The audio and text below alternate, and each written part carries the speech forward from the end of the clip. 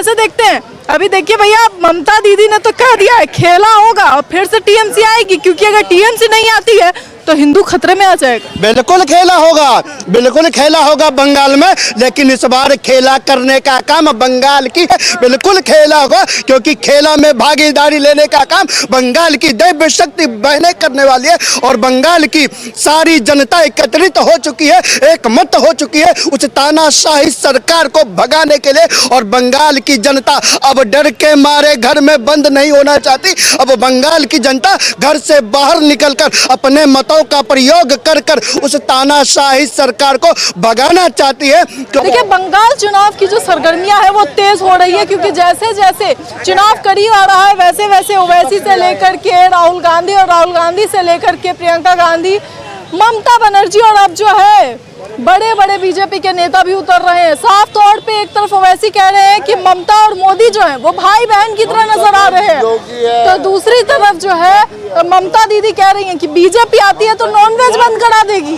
अब इस सब को लेकर के इस वक्त हमारे साथ खास बातचीत के लिए पोदार भाई मौजूद है।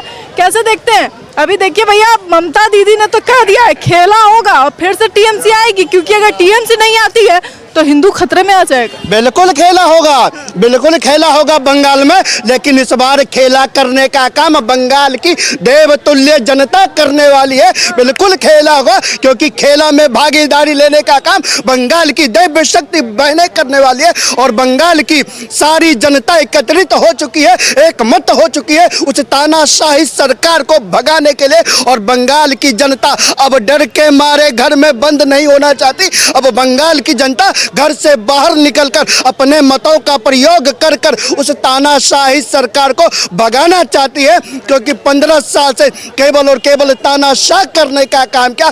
उस बंगाल में, जिस बंगाल को क्रांति की धरती कही जाती थी, उस बंगाल को आज घुसपैठियों की धरती कही जाती है। ममता के योगदान से आज जाकर देखो, जिस बंगाल में बेटियों की पूजा की जाती थी, देवियों की पूजा की जाती थी, उस बंगाल में बेटियों का बलात्कार हो जाता है मैडम। तो बंगाल की धरती पर उग्र हो चुकी है, और वो क्रांति वाली धरती है जहां पर फिर से क्रांति पैदा ले रही है। और बंगाल की एक एक जनता, एक एक मनुष्य खड़े हो रहे हैं और ममता दीदी के खिलाफ उठकर वोट करने को तैयार है। और सत्ता परिवर्तन के लिए बंगाल पूर्ण रूप से ललायित है। आप कह रहे हैं सत्ता परिवर्तन, वहाँ पे जो है ममता दीदी कह रही है हम ही चौथी बार जो है वो आएंगे।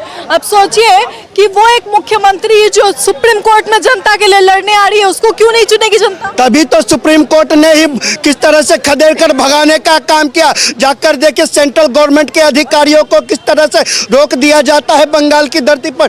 किस तरह से अगर कोई सेंट्रल फोर्स जाती है उसके साथ बर्बरता की जाती है, कोई कर्मचारी जाता है उसके साथ बर्बरता करने का काम वहाँ की सरकार करती है। तो सुप्रीम कोर्ट ने भी ममता दीदी को आईना दिखाने का काम किया। और सबसे मजेदार की बात, जो लोग 24 में हाथ उठाते थे, इंडी इंडी इंडी इंडी करते थे, आज वो भिंडी खाने को मजबूर है मैडम।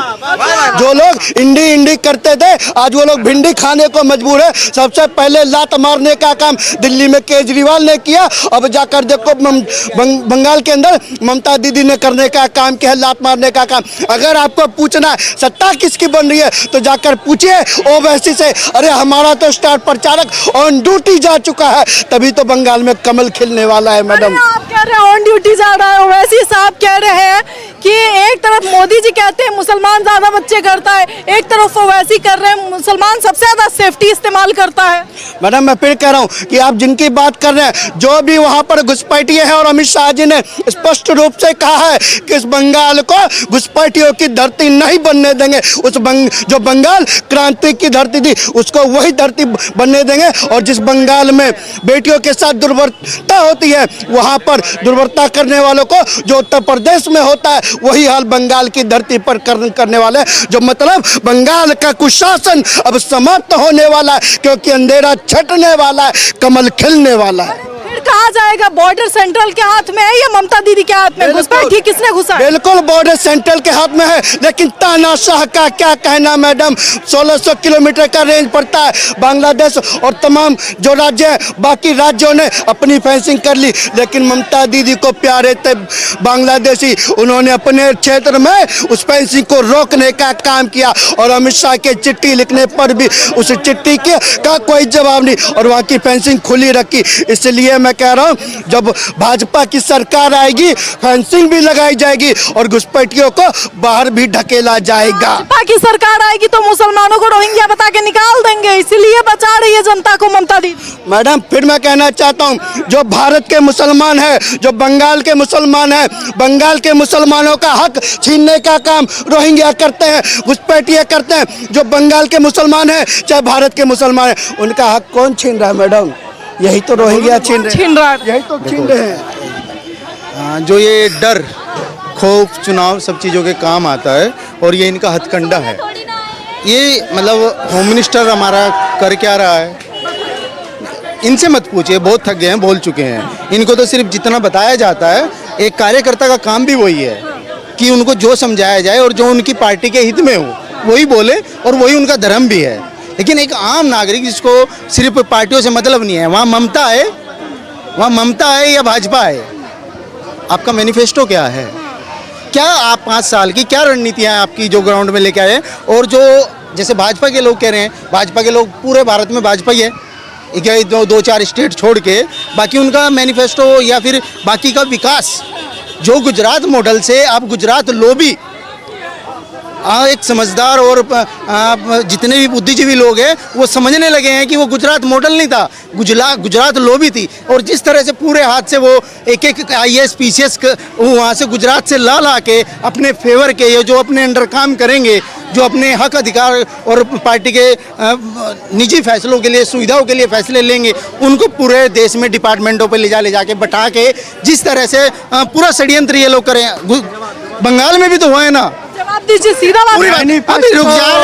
मैनिफेस्टो सुनिए, इन्होंने कहा, अरे सुन लीजिए, बात करोगे तो फिर इन्होंने, अरे आपका मैं ये कहना चाह रहा हूँ कि जो जैसे इनका खुद का जो वजूद है, जिस ग्राउंड के कार्यकर्ता के वजूद पे नॉर्थ भारत में सबको पता है कि ये किस वजूद पे भाजपा जीतती है, वो इनका वहाँ पे है नहीं।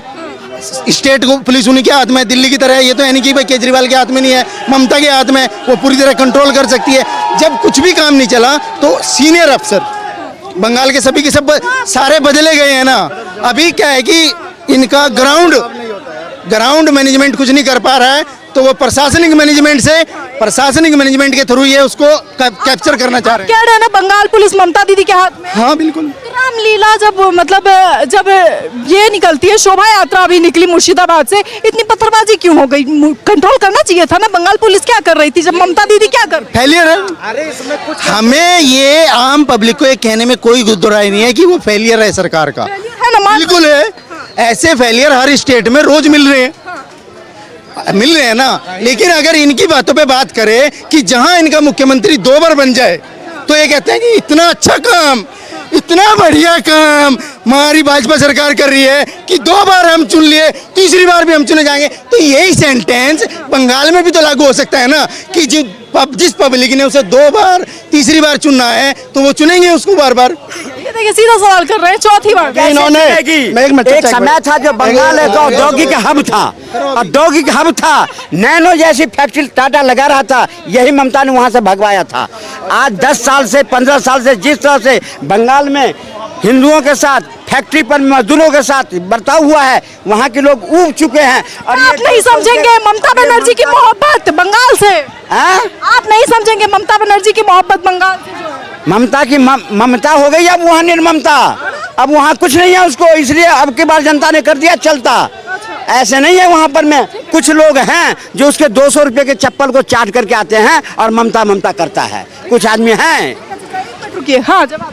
मैनिफेस्टो की बात कर रहे थे मेरे भाई, और उस मैनिफेस्टो की बात कर रहे थे। इन्होंने कहा कि इस देश में 3-4 राज्य ऐसे हैं जहाँ अलग अलग पार्टियों की सरकार है, नहीं तो भाजपा की सरकार है। बिल्कुल सही कहा, मैं गिनवाना चाहता हूँ। हिमाचल में भाजपा नहीं है, अर्थव्यवस्था चौपट हो चुकी है। तेलंगाना में भाजपा नहीं है, अर्थव्यवस्था चौपट हो चुकी है। पंजाब में भाजपा नहीं है, अर्थव्यवस्था चौपट हो चुकी है।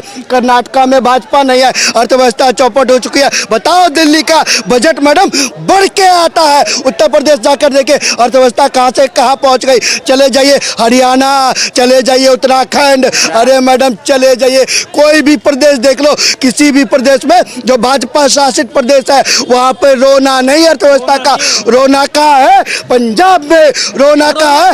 गुजरात में रोना। एक मिनट रुक जाओ यार, सरकार की बात कर रहा है। पहाड़ आई हिमाचल सुनो, में रुक जा। पहाड़ आई पंजाब में, पंजाब को इतनी सी दिक्कत नहीं हुई, जो बजट के पास मजबूती थी। पिछली बार आता है ना, लोग बाग तराई तराई करते, इनको झूठ बोलना सिखाया जाता है। बजट ट्रेंड है ये झूठ बोलने में, इनके नेता से लेके और कार्यकर्ता तक। एक मत बताइए, बताइए कारण क्या है? कारण पब्लिक में है इनका पब्लिक का झूठ है।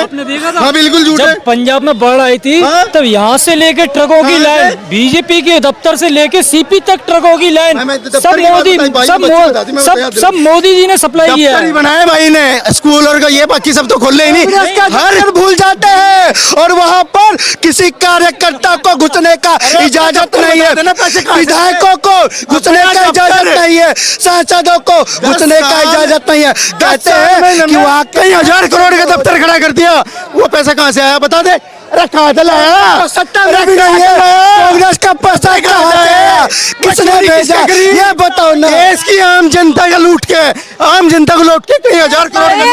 एक मिनट, बीजेपी के दफ्तर से जो है बंगाल में सरकार नहीं बननी है। बंगाल में सरकार किस नाम पे बने? वो जो कई 1000 करोड़ का चंदा है वो जनता को लूट के ही तो आ रहा है, मजदूरी करके थोड़ी नहीं ला रहे। बंगाल में सरकार इस वजह से बनेगी बीजेपी की, क्योंकि बीजेपी ने अभी 680 करोड़ रुपए दिए थे मोदी जी ने ममता बनर्जी को। क्या काम किया? जो बांग्लादेश बजट जो मिल रहा है ममता को, उससे कोई काम नहीं हो रहा। कोई काम नहीं कर रहा, वो तो उनका एजिटेशन करने। क्या कर रही है उनका? ये सब भाजपा विरोधी और देश विरोधी प्रोपोगंडा अपनाने में खर्च कर रहे हैं पैसे। हाँ, देश विरोधी प्रोपेगेंडा चला करके और तुम सत्ता में आओगे। अब ये देश की जनता बहुत समझदार हो गया, सब समझ लिया। दीदी आएंगी चौथी बार, दावा कर रही हैं। भूल जाओ, अमित शाह जी ने ऐसे नहीं वहाँ पर 15 दिन के लिए खूंटा गाड़ दिया है, क्योंकि उन्होंने देखा है जो पिछले बार किस तरह से भाजपा वोटर को, भाजपा कार्यकर्ता को, एक होम मिनिस्टर को मुख्यमंत्री के खिलाफ खूंटा गाड़ना पड़ रहा है। कितनी मजबूत मुख्यमंत्री? मजबूत नहीं है वो। उन्होंने कहा ना, स्टेटमेंट दिया ना, जो वोट के बाद देख लूंगा, ये बहुत बड़ी शब्द होती है। एक मुख्यमंत्री एक वोटर को धमका रहा है। अगर एक मुख्यमंत्री एक वोटर को धमकाएगा तो क्या गृह मंत्री को शोभा देगा? नहीं, जो वहां नहीं जाएगा वो अपने वोटर को रक्षा नहीं करेगा, अपने कार्यकर्ता को रक्षा नहीं करेगा। इसलिए गृह मंत्री वहां जाकर ये कह दिया है कि आया हूं और ममता को निपटा के जाऊंगा। तो काट रहे हैं, वोटर काट रहे हैं, वोटर तो काट रहे हैं। अब आएंगी, ये बात सत्य है। ममता जी जीती। अरे महंगाई इतनी ज्यादा है, लोग भूखे घूम रहे हैं, लोग बेरोजगारी में घूम रहे हैं, अपराध क्या है ये? क्या है? लोग लगा दिया। क्या है? देखो ये फैशन है मैडम, ये फैशन है, ये न्यू फैशन है जमाने की ना, ये न्यू फैशन। ठीक है ठीक है ठीक है, ये जनता की राय है। हाँ।